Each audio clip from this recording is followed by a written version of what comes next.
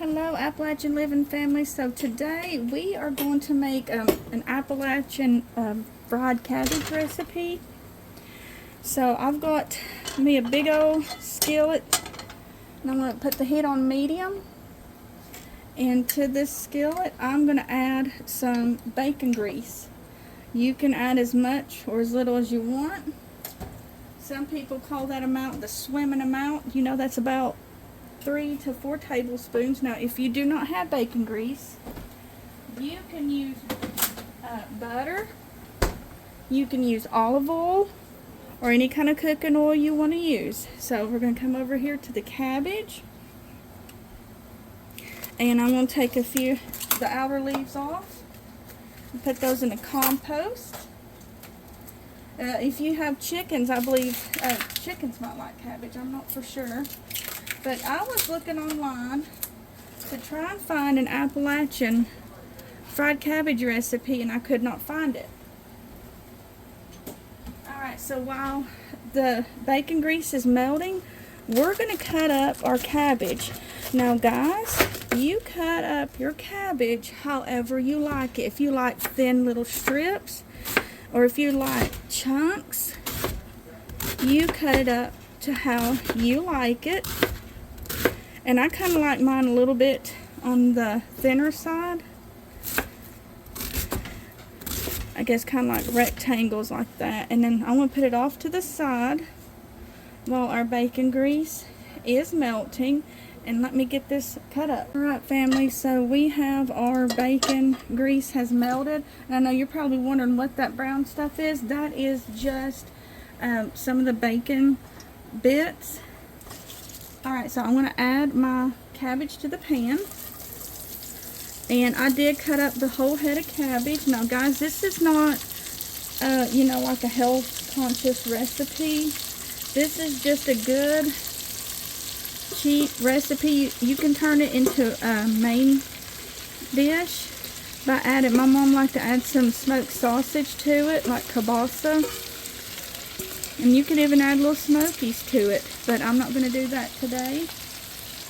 Now this is a low carb recipe, and basically the only thing that I use for seasoning is salt. Now if you wanted to add pepper, you are more than welcome to add pepper. If you wanted to add any seasonings at all, Montreal steak, let's see, some garlic, some onions, you go right ahead. So I'm going to let that sit here for a little bit, and then I'm going to start flipping it and bring y'all along for the ride. Family, so it's time to start flipping our cabbage. So I've got kind of like the big spatula out. It's a good one for pancakes. You just kind of want to work your way under your cabbage and start flipping. Now I've seen my mom add a little bit of water, or you can add some chicken broth or vegetable broth, whatever, just enough for it to start steaming, and then she'd put a lid on it. And you can do that too if you want. Sometimes I do, sometimes I don't. It just really depends on how fast I need this cabbage done. And I don't need it done too quickly this evening. But this is really good, and cabbage is good for your kidneys too. I know they say raw cabbage is good for your kidneys, but look how pretty that is. And we're going to go ahead and start salting it. And I know it might look like I'm adding a lot, but it takes a whole lot of salt to give it really any salty flavor, because I've got so much cabbage in here. Now you can add in anything else you want. You make this your dish. Have fun while cooking too. Alright, so it's been about 4 minutes since we last stirred it, so we want to be very careful that it doesn't burn, because burnt cabbage doesn't taste too good. So I'm going to add a little bit of water, and I'm going to salt some more. And then I'm going to add a little bit of water, maybe around an eighth to a quarter of a cup. And we're going to put the lid on it. And then we're going to steam it up. And guys, you're going to love this Appalachian fried cabbage. It's delicious. Okay, so I got about a quarter a cup of water, and I'm just going to put that there over the top. I'm going to mix it up a little bit. Got it off my eye. Sorry about that, guys. And of course, I couldn't find this skillet's lid. So I've got to use a different lid, but it fits. So I'm going to put the lid on. Now I do have the heat to medium, but I'm going to turn it down just a little bit to around medium low, because I don't want it to burn.